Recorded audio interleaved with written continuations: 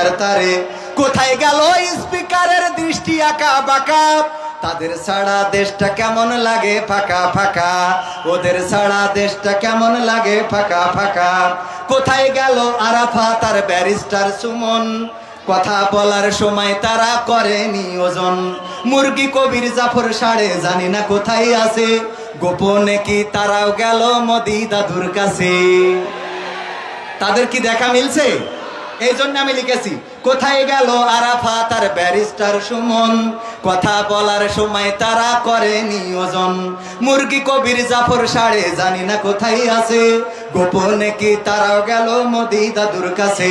কোথায় গেল এস আলমের কাড়ি কাড়ি টাকা, ওদের ছাড়া দেশটা কেমন লাগে ফাঁকা ফাঁকা, ওদের ছাড়া দেশটা কেমন লাগে ফাঁকা।